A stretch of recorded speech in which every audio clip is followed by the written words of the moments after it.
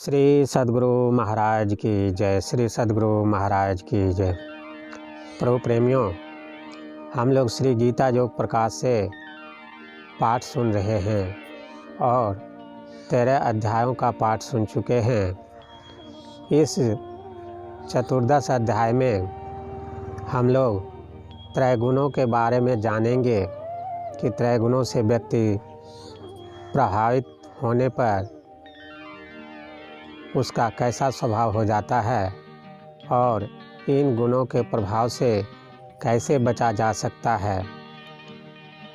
त्रैगुण विभाग योग क्या है, त्रैगुणात्मिका प्रकृति क्या है, महद ब्रह्म क्या है, ब्रह्म किसे कहते हैं, सतोगुण रजोगुण और तमोगुण का स्वभाव क्या है, त्रैगुणों के बढ़ने पर क्या होता है, सतोगुणों का प्रभाव कैसा होता है, गुणातीत कैसे बना जा सकता है, क्या गुणातीत स्थित प्रज्ञ के लक्षण हैं, इत्यादि बातों के बारे में इस अध्याय में बताया गया है। तो आइए सद्गुरु महर्षि में ही परमहंस जी महाराज कृत श्री गीता योग प्रकाश के 14वें अध्याय का पाठ सुने। अथ त्रैगुण विभाग योग। इस अध्याय का विषय त्रैगुण विभाग योग है।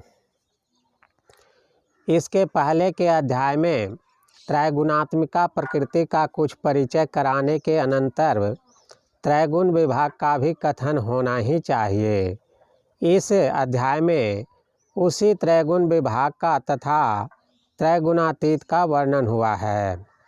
जिस उत्तम ज्ञान का अनुभव साक्षात होने पर का ज्ञान पाकर मुनिगण इस लोक से परम सिद्धि पा गए हैं, उसी ज्ञान का वर्णन यहाँ किया जाता है।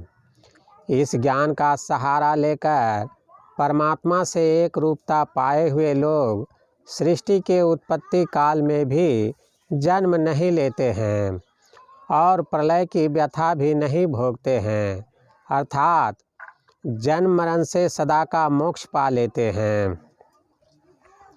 महद ब्रह्म अर्थात प्रकृति परमात्मा की अधीनस्थ योनि उत्पत्ति स्थान है। उसी से उनके द्वारा सारी सृष्टि उपजती है। प्रकृति स्थित त्रैगुण अनासी आत्मा को देह के साथ संबंधित रखता है। सत्वगुण ज्ञान के साथ बांधता है। रजोगुण विषय अनुरागी बनाता है। इससे तृष्णा और आसक्ति उपजती है और वह प्राणी को कर्म से बांधता है। तमोगुण अज्ञान आलस्य निद्रा उपजाता है और मोह में डालता है। सत्वगुण सुख में और रजोगुण कर्म में आसक्ति उत्पन्न करता है। तमोगुण ज्ञान को ढककर कर्तव्य मूर्खता और विस्मरण उत्पन्न करता है। रजोगुण और तमोगुण के दबने से सत्वगुण की बढ़ती होती है। सत्वगुण और तमोगुण के दबने से रजोगुण की बढ़ती होती है। सत्वगुण और रजोगुण के दबने से तमोगुण की बढ़ती होती है। देह और उसके सब द्वारों में जब प्रकाश ब्रह्म ज्योति उत्पन्न हो और ज्ञान की वृद्धि हो, तब सत्वगुण की वृद्धि हुई है ऐसा जानना चाहिए। रजोगुण की वृद्धि में लोभ, संसार में फंसाव, कर्मों का आरंभ और इच्छा का उदय होता है। तमोगुण की वृद्धि में अज्ञान, मंदता, असावधानी और मोह उत्पन्न होता है। अपने अंदर सत्वगुण की वृद्धि के काल में मृत्यु हो तो ज्ञानियों के उत्तम लोक में गमन होता है। रजोगुण की वृद्धि में मृत्यु हो तो कर्मों में आसक्त रहने वालों में जन्म होता है और तमोगुण के वृद्धि काल में मृत्यु हो तो मूढ़ योनियों में जन्म प्राप्त होता है। सत्वकर्म का फल पवित्र और सात्विक होता है। राजस कर्म का फल दुख होता है और तामस कर्म का फल अज्ञान होता है। सात्विकता में रहने वाले सुषुम्ना में वृत्ति रखने वाले की ऊर्ध्वगति ऊपर अर्थात सूक्ष्मता में चढ़ाई होती है। राजस मध्य में रहते हैं और तामस नीचे व नरक में जाते हैं। जिसको प्रत्यक्ष दिखने लगता है कि कर्म करने वाला गुणों त्रैगुणमयी प्रकृति के अतिरिक्त अन्य नहीं है, वह गुणातीत को भी पहचानता और जानता है, और तब वह परमात्मा के भाव को अर्थात परमात्मा से एकता को प्राप्त करता है। जो जल में जल पैस न निकसे यों ढुर मिला जुलाहा, कबीर साहब। जल तरंग जीव जली समाइया, त्यों ज्योति संग ज्योति मिलाइया, गुरु नानक साहब। सकल दृश्य निज उदर मेली, सोवै निद्रा तज जोगी, स्वई हरि पद अनुभव परम सुखत सै द्वैत वियोगी। शोक मोह भय हरस दिवस निश देश काल तह नाही, तुलसीदास यही दशाहीन संशय निर्मूलन जाहि। गोस्वामी तुलसीदास जी विनय पत्रिका। तथा जानत तुम्हें तुम्हें हो जाए, रामचरितमानस। इन पद्यों के लिखने का तात्पर्य यह है कि संतों की युक्ति गीता के अनुकूल ही है, ऐसा लोगों को जानने में आवे। अब आगे इस अध्याय में गीता बतलाती है कि उपर्युक्त परमात्म भाव को प्राप्त कर देहधारी गुणातीत व स्थित प्रज्ञ बन जन्म मृत्यु और बुढ़ापे के दुखों से छूट जाता है और मोक्ष प्राप्त करता है। 14 अध्याय समाप्त। अब टिप्पणी पढ़ते हैं। यहाँ ब्रह्म का अर्थ प्रकृति है। अध्याय 3 के श्लोक 15 में कहा गया है, कर्म ब्रह्म से उत्पन्न होता है। यहाँ ब्रह्म का अर्थ लोकमान बाल गंगाधर तिलक महाशय जी और महात्मा गांधी जी के मतानुकूल प्रकृति ही है। यही विचार पुनः अध्याय 13 के श्लोक 29 में भी बताया गया है। वहाँ कहा गया है कि यथार्थ प्रकृति ही सर्वत्र कर्म करती है।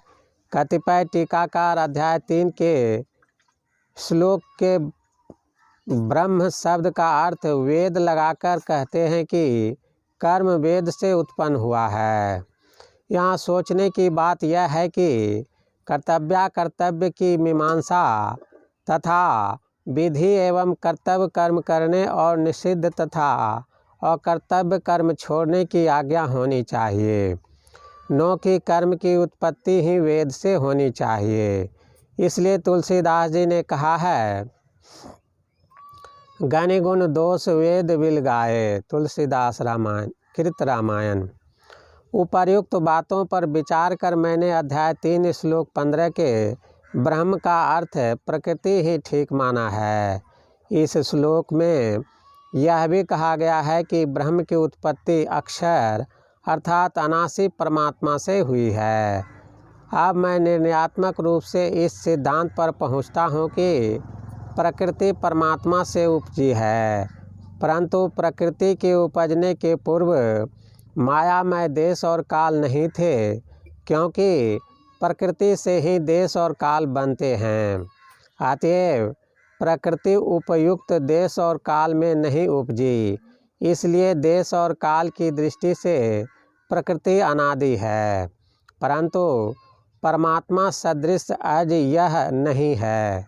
निचोड़ यह कि प्रकृति केवल देश काल ज्ञान से अनादि है और उत्पत्ति ज्ञान से सादी है।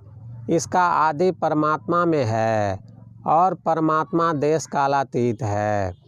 और संत सुंदरदास जी कहते हैं, ब्रह्म ते पुरुष अरु प्रकृति प्रकट भई, प्रकृति से महतत्व पुण्य अहंकार है। अहंकार ते 3 गुण सत्व रजो तम, तम होते महाभूत विषय पसार है। राजा होते इंद्रिय 10 पृथक पृथक भई, सत होते मन आदि देवता विचार है। ऐसे अनुक्रम करे शिष्य सुख कहते गुरु, सुंदर कहते यह मिथ्या ब्रह्म जार है। यह प्रकाश सबके अंदर है ही, चंदा झलके यही जग माही, अंधी आखन सूझे नाही। यह घट चंदा यह घट शोर, यह घट बाजे अनहद तूर। चंद चढ़ा कुल आलम देखे, मैं देखूं भ्रम दूर हुआ। प्रकाश आस गई दूजी उगिया निर्मल नूर। कबीर साहब। घट घट अंतर ब्रह्म लुकाया, घट घट ज्योति सवाई, बजर कपाट मुक्ते गुरुमति, निर्भय तारी लाई। गुरु नानक साहब। सुखमना में दृष्टि रखने से सात्विकी वृत्ति रहती है और ज्योति रूप परमात्मा की विभूति का दर्शन होता है। योगी श्री श्यामाचरण लाहिरी महोदय का कथन है, बाएं ईरा नारी दक्षिणे पिंगला, रजस्तमो गुणे करी छेते खेला, मध्य सत्व गुणे सुषुम्ना बिमला, धर धर तारे सादरे। योग संगीत। टिप्पणी का अगला भाग। भगवद गीता में गुणातीत और स्थित प्रज्ञता के लक्षण एक ही प्रकार के मिलते हैं। श्री सद्गुरु महाराज की जय। प्रभु प्रेमियों,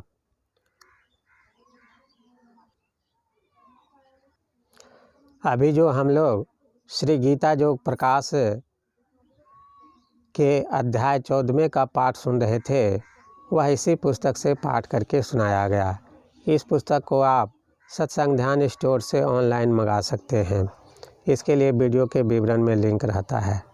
अगर आपको इस तरह का वीडियो पसंद है तो चैनल को सब्सक्राइब करके अपने इष्ट मित्रों को भी बतावें तथा हमें भी कमेंट करके बतावें कि इस पाठ के श्रवण से आपको क्या लाभ हुआ। इससे आपके भी ज्ञान का रिवाइज हो जाएगा और आप सत्संग की बातों को जल्दी से जल्दी समझ सकेंगे। श्री सद्गुरु महाराज की जय। इस पुस्तक का अब कवर चेंज कर दिया गया है और साइज भी बढ़ा दिया गया है। अतः श्री गीता योग प्रकाश को सत्संग ध्यान स्टोर से ऑनलाइन अवश्य मंगावें।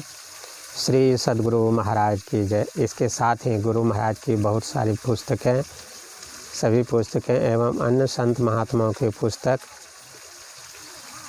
फोटो, कॉपी, कलम, लॉकेट इत्यादि भी आप सत्संग ध्यान स्टोर से मंगा सकते हैं। श्री सद्गुरु महाराज की जय। यह वीडियो स्पॉन्सर नहीं है। हमारे सत्संगियों को या दर्शकों को इन बातों को जानने की इच्छा रहती है, इसलिए ये बातें बताई गई है। श्री सद्गुरु महाराज की जय।